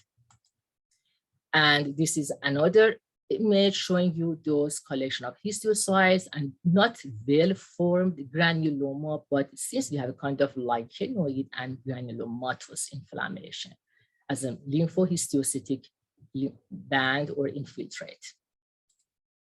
And deep in the tissue is perivascular, paravascular inflammation, and also perineural inflammation. And usually patients with these patients have like a tenderness or soreness of the lip they feel, and they state as a chief complaint. So what is the diagnosis? So diagnosis is lichenoid and granulomatous mucositis. This is the diagnosis. And then we made a comment, histopathologic sections of the submitted specimen show a fragment of oral mucosa exhibiting a lichenoid lymphohistiocytic infiltrate.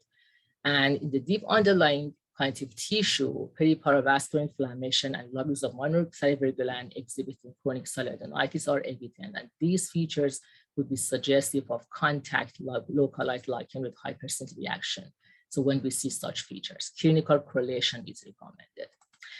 And this is another example with almost the same histology. Patient is 59-year-old and patient presented with red flat with white spots, and patients in the lip, and patients stated has burning sensation with toothbrushing and certain foods, and medical history is significant for hepatitis and gout, and clinical impression actually was candida infection and lichen planus again. And if you see lichen planus is one of the most common frequent clinical diagnosis among the clinician. And always Dr. Wu said that any red and white lesion is interpreted as lichen planus by the clinician. So here we have a very dense inflammation, more localized in the superficial portion, maybe some lichenoid features, and again, some deep in the tissue, some deep aggregates.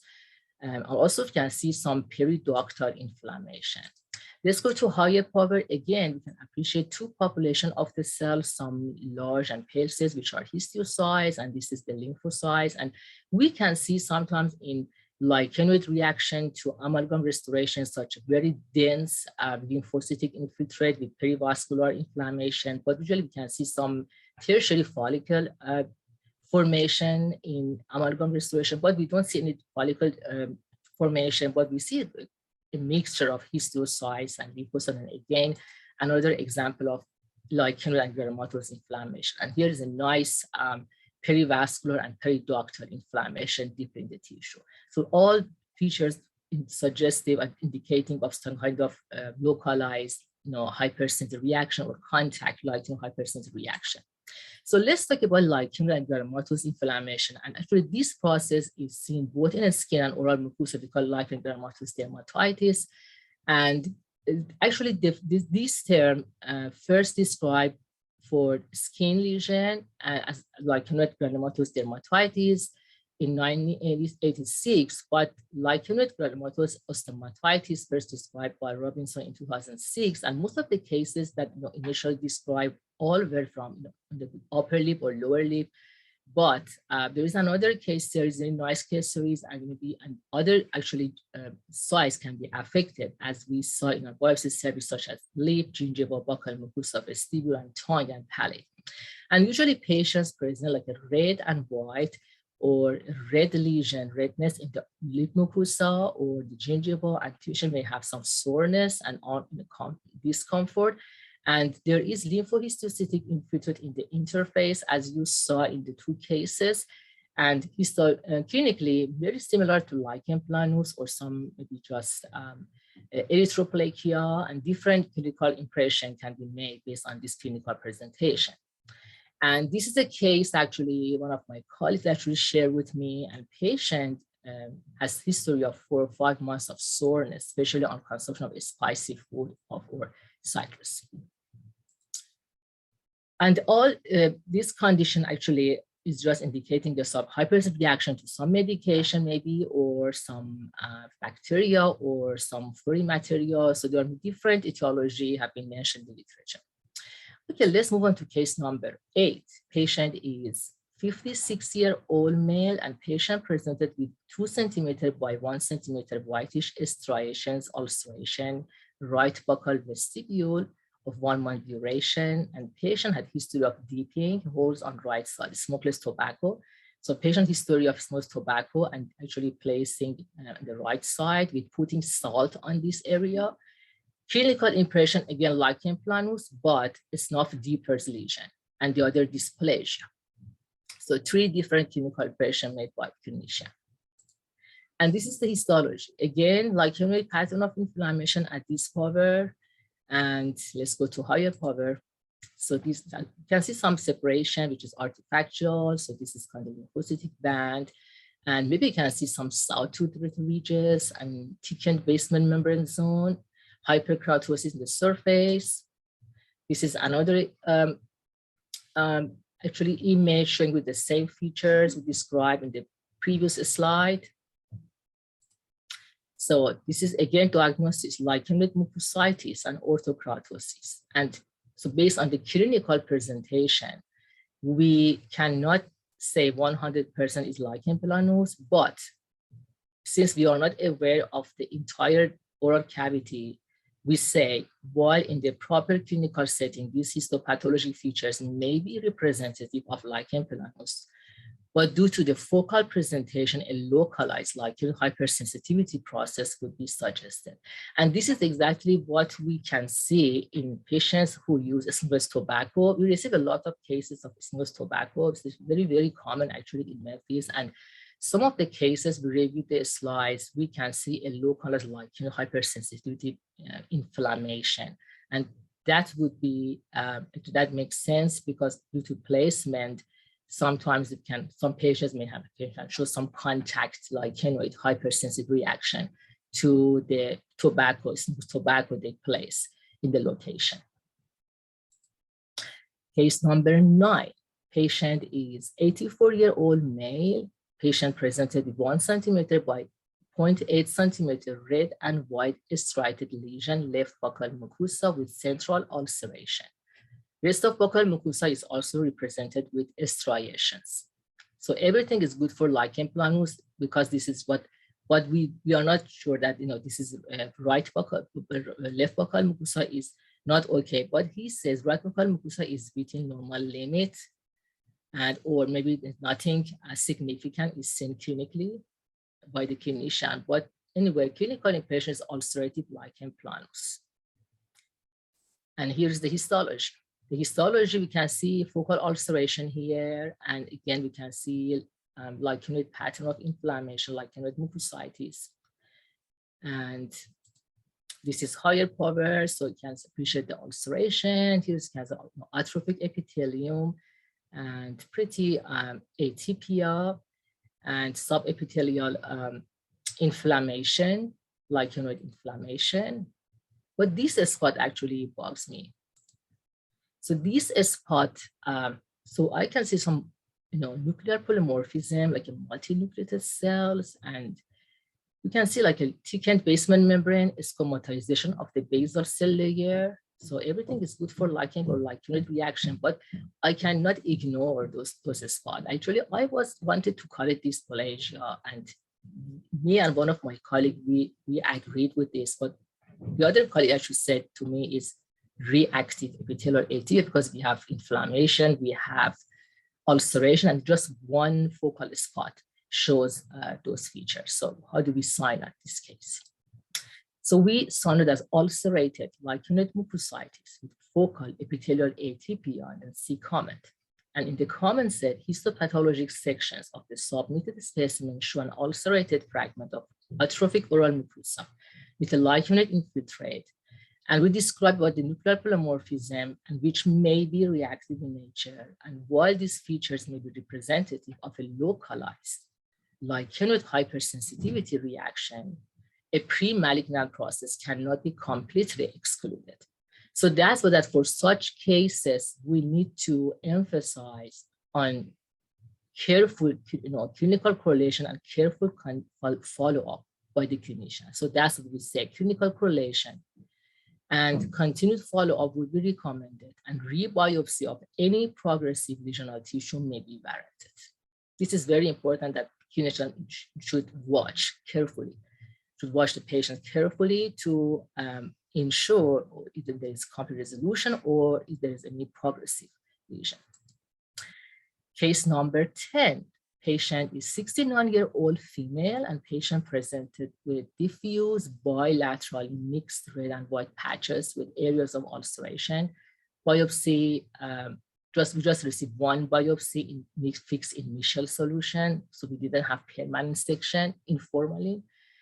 And from left buccal mucosa, medical history is significant for hypertension, obstructive sleep apnea syndrome, hypothyroidism, and clinical impression set unknown etiology. Clinician had no idea about the clinical impression of this case.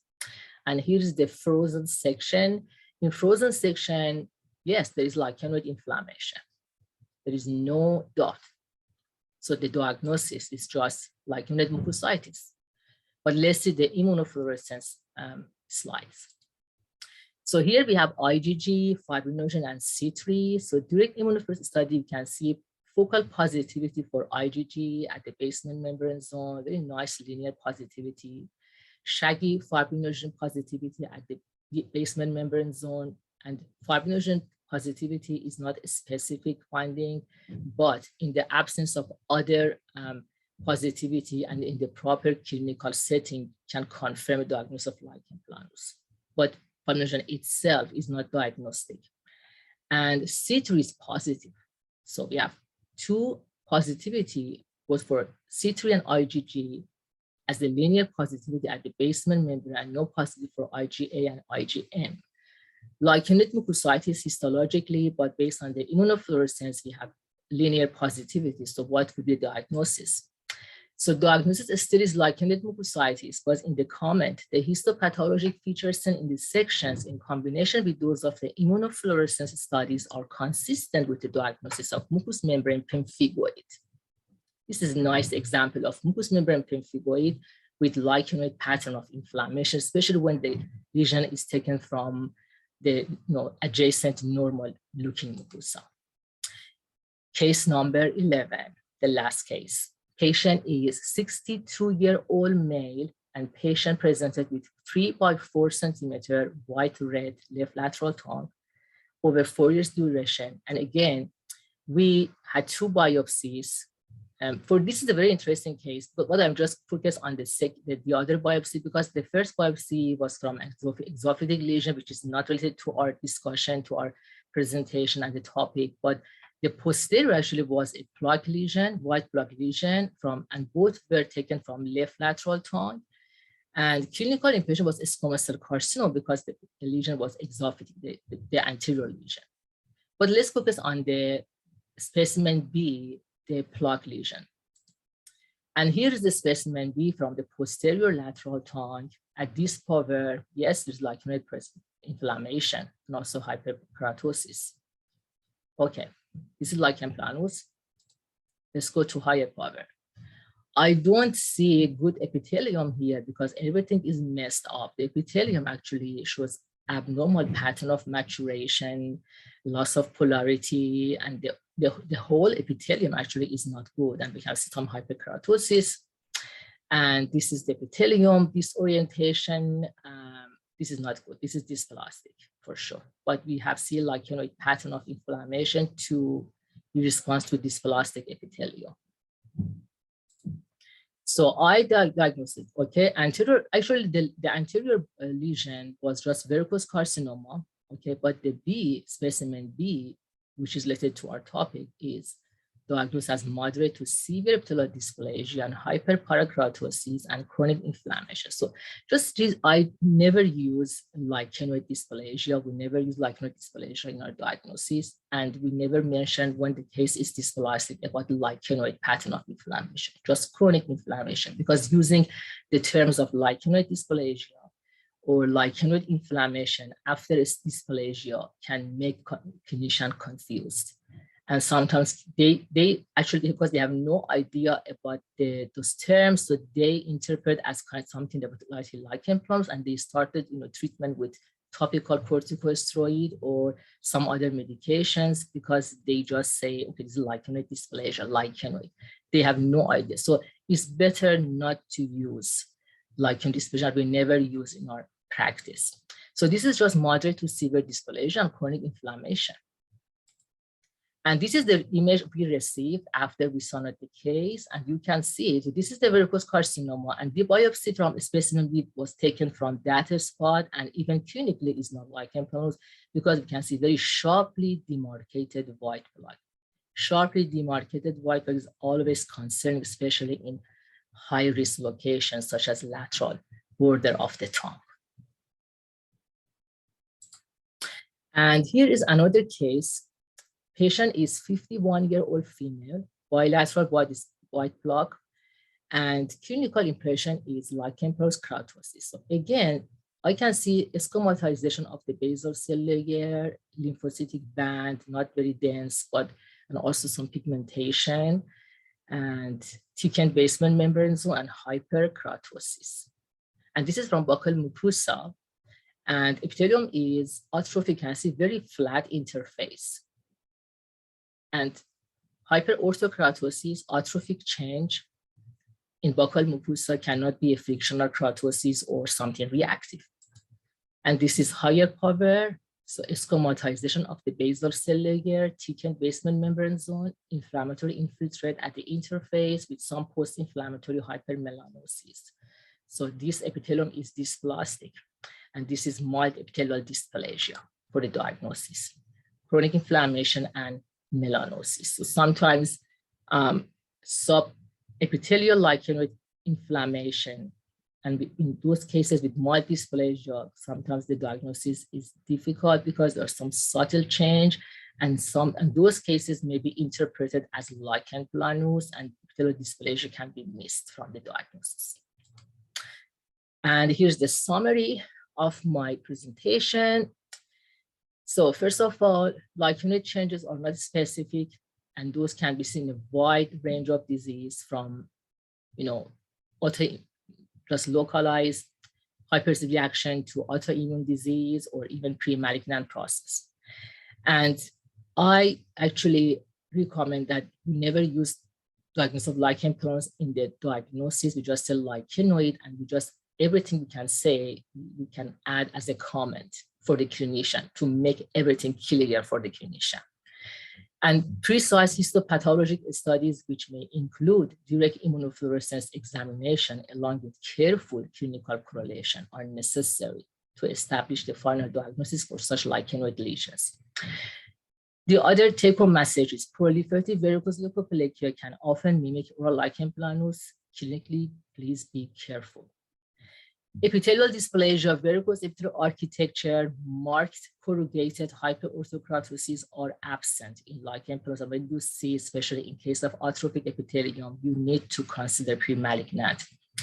And dysplastic changes in lichenoid lesion should be diagnosed appropriately as dysplasia rather than using the term lichenoid dysplasia. As I said, this term should be discouraged as it may cause confusion among the clinicians and resulting in suboptimal treatment. And here I have a table just have classified all lesions can have lichenoid in histology. So into 3 categories. So the first category, autoimmune, immune-mediated categories, and we have lichen planus, mucous membrane pemphigoid, lupus erythematosus, chronic ulcerative stomatitis, chronic graft versus host disease. I didn't include this in my presentation because of the limitation in time. And the other entity, lichen planus pemphigoides, which is very rare and unusual, but some cases have been reported in the oral cavity. And this actually is an entity, is a combination and mixture of both lichen planus and pemphigoids. And we call lichen planus pemphigoides. And the other category which can have lichenoid changes in the histology or localized inflammatory hypersensitive reaction or lichenoid hypersensitive reaction, lichenoid reaction maybe to some medication, drug-induced, maybe some contact lichenoid reaction to amalgam or some other dental material.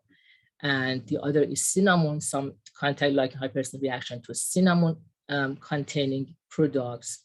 Foreign body gingivitis could be another example of localized inflammatory hypersensitive reaction with lichenoid pattern, lichenoid changes, and finally lichenoid and granulomatous mucositis or stomatitis, which was discussed. And I have 2 cases for you. And then the third category, pre-malignant lesions, epithelial dysplasia. So this is a table and showing you that, how we can see lichenoid changes in a wide range of disease in the oral mucosa.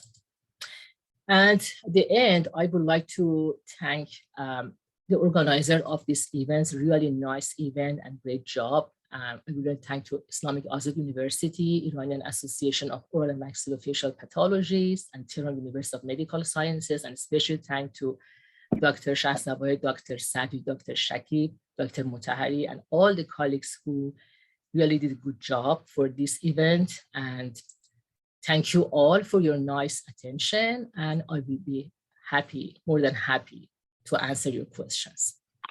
That's okay, fabulous. Thank you so much. Appreciate Dr. Sharabi. I have 2 questions here and 1 comment about one of your cases. Let me ask the first question. It's about the differentiation between reactive atypia in lichen planus and oral epithelial dysplasia with heavy inflammation.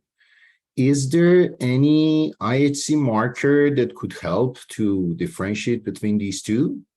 Very good questions, and still there is no any specific markers to distinguish these 2. And basically, we need to consider clinical presentation. If the clinical presentation is good for dysplasia, pre-malignant dysplasia, so maybe we just said, could be a dysplasia, but there is no marker. But this is very good topic because I am actually collecting the cases, and I am running a research about this.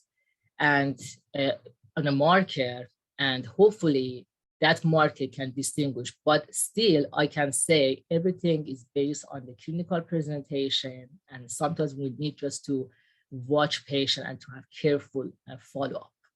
Okay. But sometimes it's hard to say, especially in some cases of lichen planus, we have superimposition of candida and the intense inflammation, but there are some features like an architectural change based on the clinical presentation, but some cases still is hard to distinguish these 2. Okay. The other one was about case 10. One of the colleagues asked that could it be considered as lichen planus pemphigoid? If you open the presentation, if you please, and then review the case 10, because unfortunately, I missed it, the diagnosis.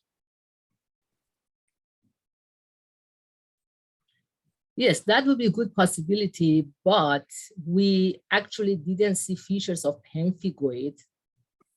So let me check the case number 10.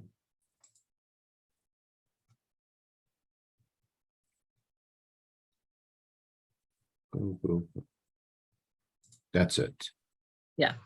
That's it. It has some, yes, and it has Yes, some yes. inflorescence. Okay, so this case actually, based on the clinical presentation, no, we didn't consider. Yes, because lichen planus was very rare and unusual. The pemphigoid for you meant, yeah? Yes. Yeah. Yeah. And also, we didn't have any good formalin fixed section, but this case actually was signed as mucous membrane pemphigoid. Perfect. But it's still lichenoid mucositis is the diagnosis. Excellent. I have another question from Professor Hill, and I wanted to ask him that if it's okay for him and if he's comfortable, he can open his microphone and ask the question by himself, because I think it's not a bad idea to have a brief discussion here. It is about, okay. So it's better to ask it by yourself first. So thank you for being with us. Hello, can you hear me? Yes, we can hear you well. Our camera is not working. My question is that don't you use lichenoid interface mucositis as the definitive criteria for making a diagnosis of lichen planus? Yes, we do. This is one of the hallmarks, but just based on the histology, we don't say based on the chronic interface lichenoid mucositis, just say lichen planus. We just say lichenoid mucositis, and in the comment, we said in the proper clinical setting could be compatible with lichen planus. But only if you see interface mucositis, or would you say it without? Yes. We consider all because it doesn't affect the treatment and the prognosis. In the interface, we just lichenoid mucositis. It covers everything. It covers all the features. Okay. Good. Okay. Thank perfect. you. Thank you so much. I appreciate it. Thank you. I hope I answered your questions. I hope I answered the question. Okay, perfect. And I have one more question. I'm not sure I cannot understand it well. It's asked by Nandini. It asks about lichen sclerosis. Nandini, if you're comfortable, would you please open your mic and ask it, because I'm not sure what is it about. Okay, it said lichen sclerosis can also be added. I think in it's talking about the table that you had in the. Yes, actually, it may be included, but not commonly, because actually, honestly, I haven't seen a case of lichen sclerosis in the oral cavity in our biopsy service, and clinical presentation would be different. In the histology, there are some criteria different, but. So based on I just actually made the list based on the common entities that we see routinely in our biopsy service. Okay, perfect. Okay, and I think that we are done. Dr. Etebarian asks something else, and I think it's just a comment to add to the whole pack of the lecture. If it's something, Dr. Etebarian, would you please ask it? It's just, if you— Hi, Dr. Shahab. That's great to have you. I learned a lot. Thank you very much. I was just wondering that, so we have to write lichenoid mucositis in the diagnosis, and then we can refer as a lichen planus in the comments. But the clinical setting that you were mentioning is being bilateral, yes? Yes. In the proper, so proper actually covers everything, multifocal and bilateral. Yes. So if it's Yeah. focal Yes. lesion, it's not lichen Yes, planus. yes. And also, sometimes some clinicians say it's focal, but since we haven't seen the patient by ourselves, we just said in the proper clinical setting. Yes. And also, so that's what we mentioned, clinical correlation is needed. So proper actually covers that, all the criteria. Still lichen planus, the criteria is still not standard for the clinician or for diagnosis, but what we know that the lesions should be bilateral and proper. When we use it, the clinician know that the proper means that bilaterality of the lesions.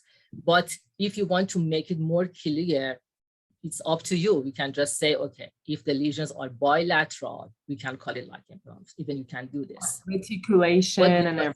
Yes, yes. But proper, so it means that all the criteria needed for clinical diagnosis of lichen planus, including multifocal, symmetric, and other features.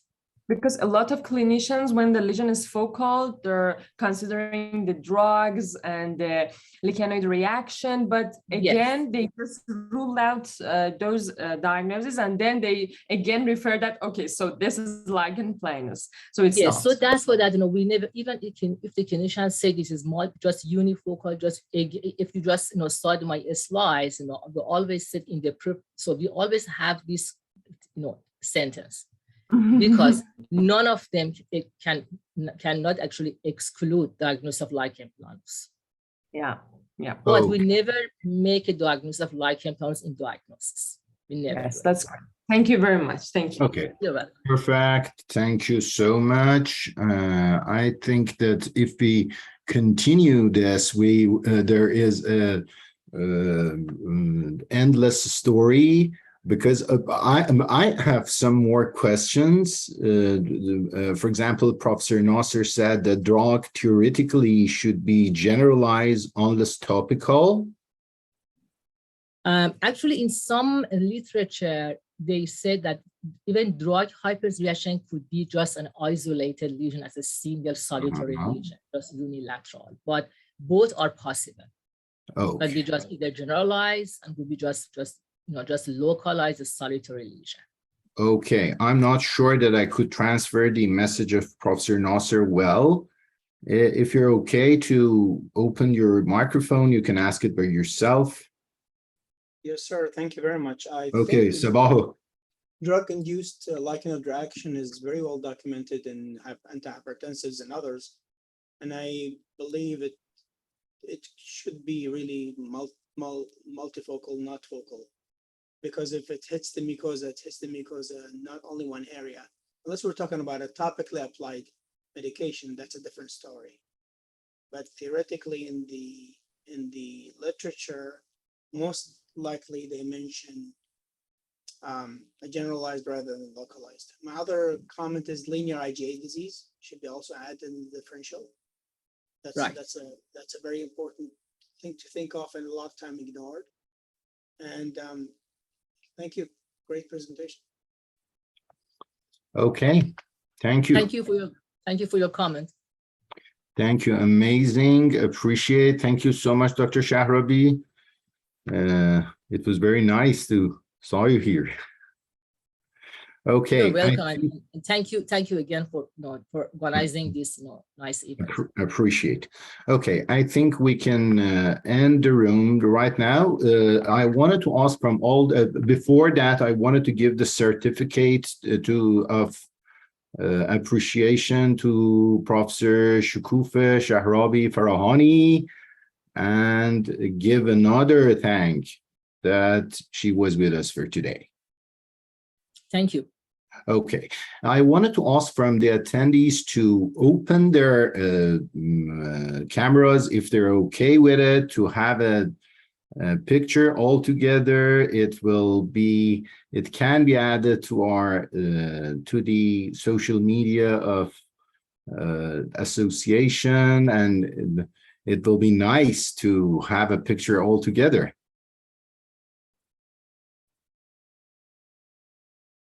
Okay. I try my best to be in the best form. And for all those who are okay.